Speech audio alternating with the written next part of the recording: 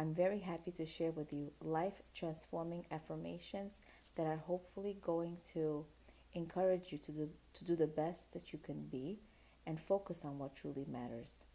Now, I truly found these very helpful. You can totally change them. You can remove some of them. You could add on some of your personal ones. My practical tip is to say them 3 times a day. You can say them once a day, once before you go to bed, in the morning. But the more we say them, the truth is, the better that it is, and it becomes a part of us. Habit makes a part of us, whatever habit that we take upon ourselves. So a person has only so much headspace. So I look at it like this. There's a pizza pie, and a pizza pie has 8 slices. So if we have 8 slices, and if I'm trying to do something else, I have to take something else out.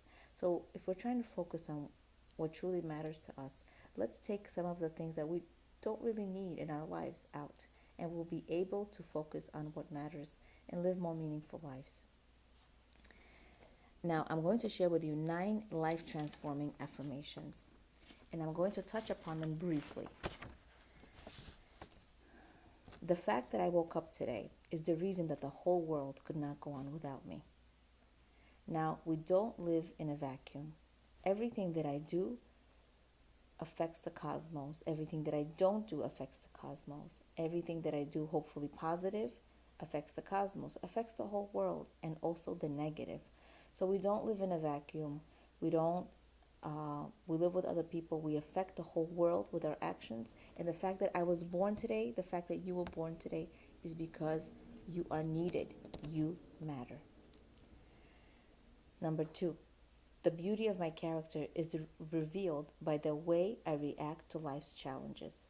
How do you know a person is patient if they're given a situation that's trying their patience, that they're working on? How do you know a person is strong? We know that a person who's trying to build up their muscles, going to the gym, they're only strong if they're able to pick up a certain amount of weights.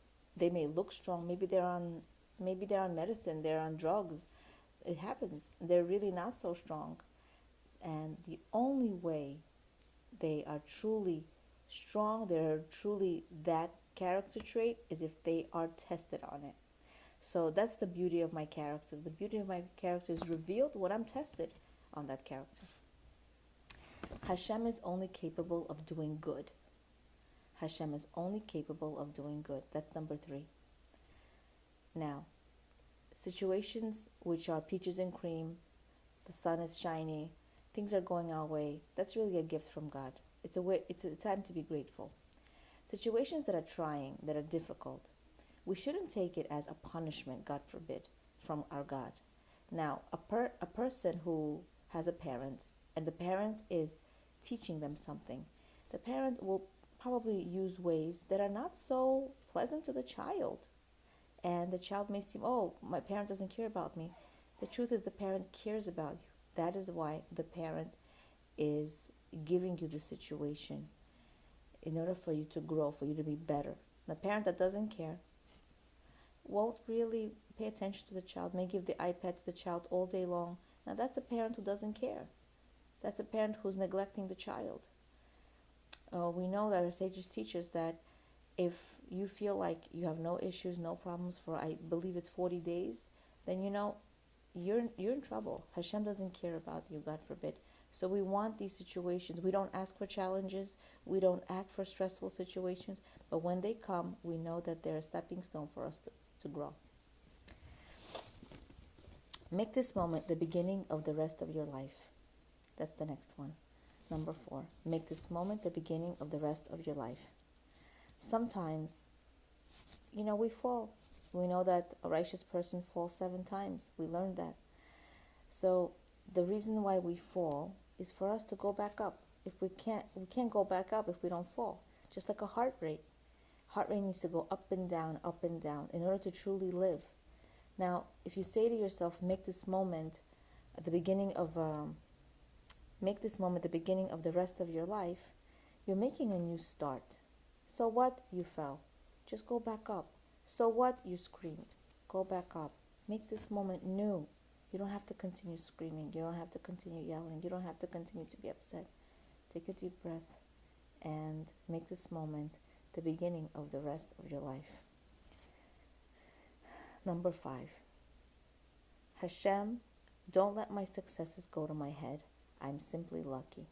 Some people are more successful than others, not because they're better, because they're luckier. Some people have more in their lives. They're luckier. It's not because I'm doing something if I'm more successful. It's not because it's all me. I took the right steps. I pressed the right buttons. That has nothing to do with me. My gifts, my talents, my successes are all a gift from God, and I'm simply lucky.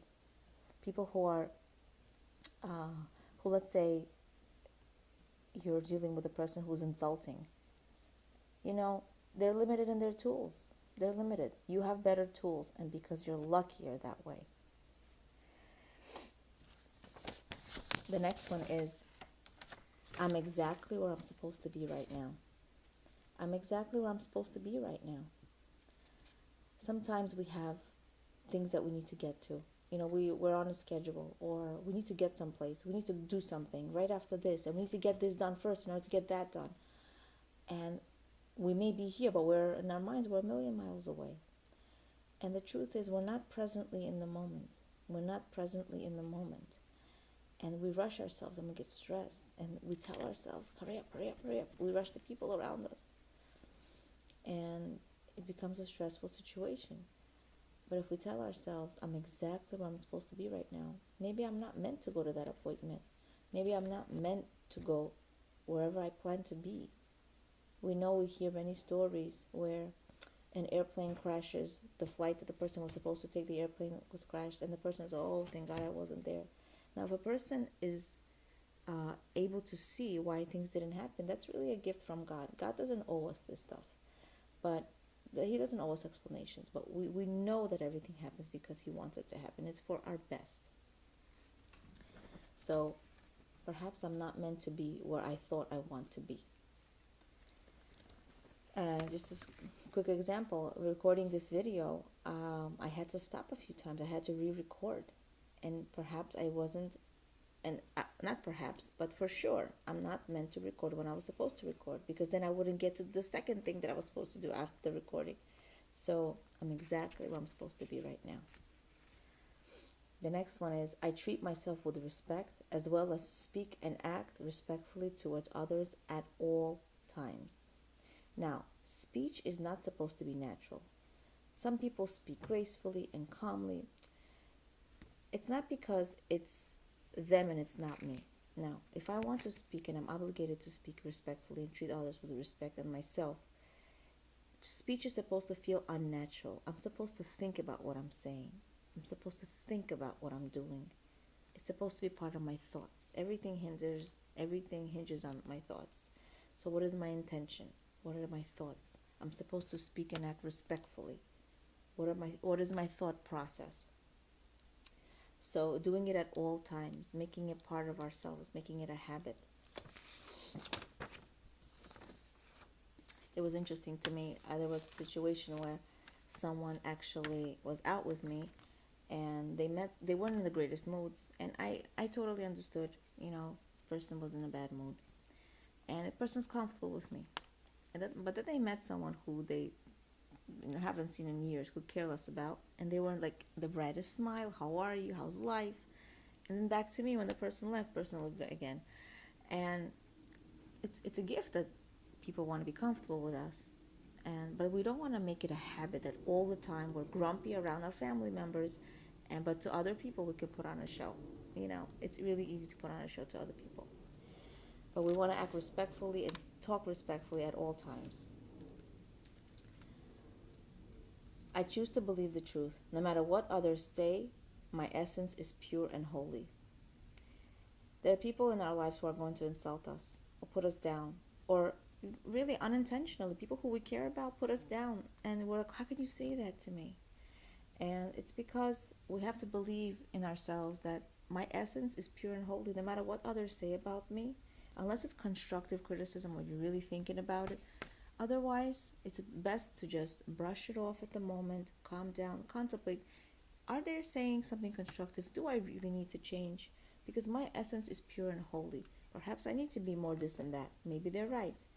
But let's believe that our true selves is pure and holy, no matter what others say and treat.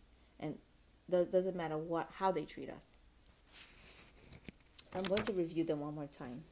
I choose to believe the truth. No matter what others say, my essence is pure and holy. The fact that I woke up today is the reason that the whole world could not go on without me. The beauty of my character is revealed by the way I react to life's challenges. Hashem is only capable of doing good. I don't think I touched upon that. But Hashem is not able to, actually I believe I did. He's there to teach me. Our parents are there to teach us. Our loving Creator is there to teach us, even when situations seem bleak. Make this moment the beginning of the rest of your life. A person is obligated to say, when am I going to be more similar to my forefathers and my foremothers? Our DNA is such that the kindness that our forefathers taught us, the kindness, the humility, the compassion, the love for God, it's all part of our DNA. All the Jewish people have it. It's all about us tapping into it because it's already a part of us.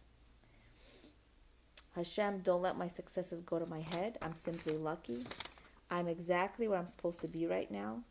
I treat myself with respect as well as speak and act respectfully toward others at all times. May we merit to truly nourish ourselves with these thoughts in order to be the best that we can be. Leah Abramov, Being and Becoming.